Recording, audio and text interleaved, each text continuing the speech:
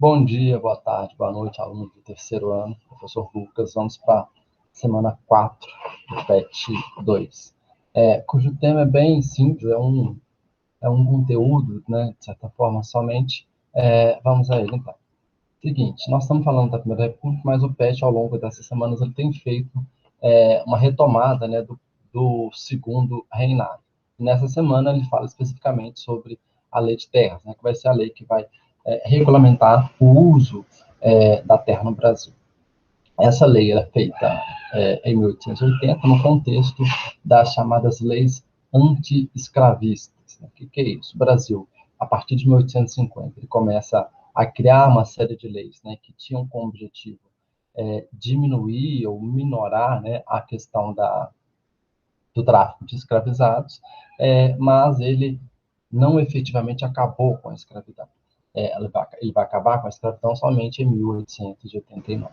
Então, no mesmo ano, né, da Lei Eusébio de Queiroz, né, foi publicada a Lei de Terras. Até aquele momento, como que era a utilização das terras no Brasil? Qualquer pessoa, né, poderia ocupar, poderia cultivar terras que não estivessem ocupadas.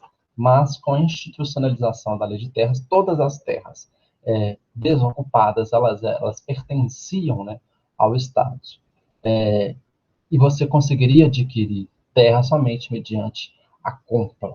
Essa lei, né, torna a terra propriedade do Estado, né, mesmo aquelas que ainda não tinham sido ocupadas. Na prática, isso favoreceu que os grandes fazendeiros, né, que tinham recursos financeiros, para adquirir a terras. E, na prática, isso impediu a maioria da população de ter acesso à terra.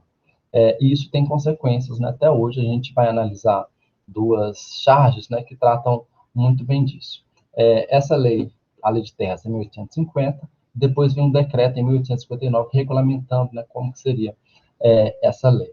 Determinou-se, né, que deveria ser feita a medição e a legalização das posses e o registro das propriedades das terras até então ocupadas. A partir de 1850, nenhuma das terras desocupadas as pessoas poderiam ter acesso.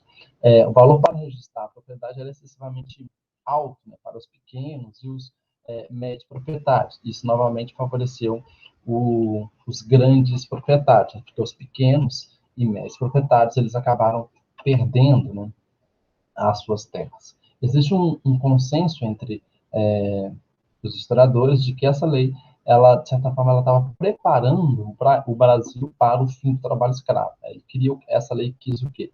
Quis impedir que os ex-escravizados, que imigrantes, né, tivessem acesso à terra, né, impedindo eles de se tornarem pequenos agricultores, porque caso eles se tornassem pequenos agricultores, eles poderiam se organizar e concorrer com os grandes cafeicultores, né, com os grandes fazendeiros.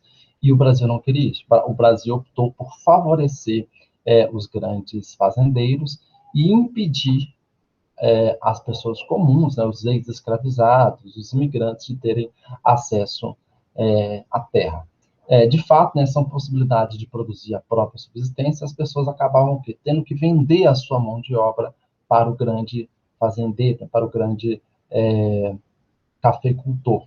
Ou seja, além dele não poder produzir a sua subsistência, ele tinha que acabar sendo explorado, né, nas mãos dos grandes latifundiários. Isso não é uma situação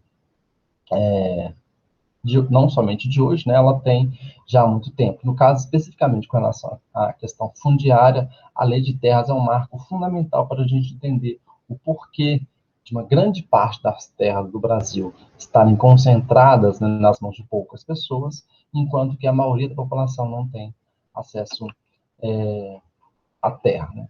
Então, partindo aí dessa lei, a Lei de Terras perpetuou o latifúndio no Brasil. Para quem não sabe, latifúndio é uma grande propriedade de terras que está concentrada, né, que tem um único dono.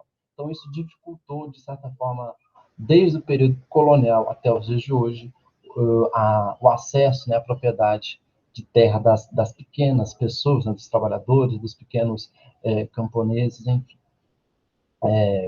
A principal dificuldade, né, do acesso à terra se deve em função da criação dessa lei. Né? está aí colocado no texto, uma das suas principais consequências foi a dificuldade criada para o acesso à terra pelas camadas mais pobres da população e pelos migrantes, que se viram obrigados a trabalhar nas 157 grandes fazendas de café. Observem que o PET traz até especificamente a quantidade de grandes fazendas, né, que tinham nesse período. O camponês, o trabalhador comum, ele não tinha acesso à terra e ele acabou indo, né, para trabalhar numa dessas 157 fazendas de café. E essa lei também ela favoreceu o aumento significativo do valor da terra, o que impossibilitou ainda mais a pessoa, o trabalhador comum, o camponês, de ter acesso à terra. E isso, né, infelizmente, está presente até hoje. Nós temos no PET, né, tá, nas atividades, duas imagens, né, duas charges que eu gostaria de fazer alguns comentários com vocês. Né? Vocês estão vendo aí, né, um camponês e seu filho, e aí tem um balãozinho onde o camponês fala, né? Até onde a vista alcança, nada disso é seu. Ou seja, ele está vendo um grande latifúndio, ele está vendo uma grande propriedade de terra que é praticamente difícil, né, de se enxergar a olho nu. Tudo que o filho conseguia ver pertencia, né, a um latifundiário. E o pai diz que nada disso é dele. Infelizmente, é dessa maneira, dessa forma que a lei de terras agiu, né, para impedir que esse pequeno proprietário, para impedir que essa pessoa comum tivesse acesso à terra. Nós temos uma outra charge aí bem simbólica também do período, né? Nós estamos vendo aí várias porções de terra e todas elas com a placa. Propriedade do senhor Silva, Silva avô, Silva bisneto, enfim. O que isso está querendo dizer? Aí tem um balãozinho com o filho falando. Mas, pai, ouvi dizer que todos têm direito à terra. Por que não temos a nossa? De fato, na Constituição, de certa forma, fala, né, que todos temos, teoricamente, teríamos direito à terra. Entretanto, em função da lei de terras, ela se concentrou na mão de poucas pessoas. Isso está representando aí que a terra no Brasil, né, o acesso à grande propriedade, ele vem passando de geração para geração, né, de pai para filho. Nós temos aí, ó, propriedade do senhor todos da Silva.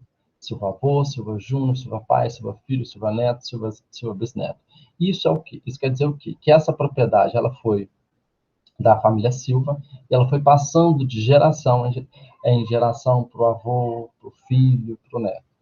A terra, ela, infelizmente, não está garantida para todos no nosso país. Ela decorre de um processo lá do período colonial, de geração em geração, que foi sustentada pela lei de terras no Brasil. Enfim, esse tema, né, que o PET da semana, PET 2 da semana 4 se refere. Espero que vocês tenham compreendido, porque esses conteúdos, né, eles estão presentes, né, nos dias atuais. Nós temos lutas importantes ainda sobre a questão fundiária, né, sobre a questão de terras no nosso país. Enfim, qualquer dúvida, informação, vocês podem postar aqui no Google Sala de Aula. Abraços e até mais.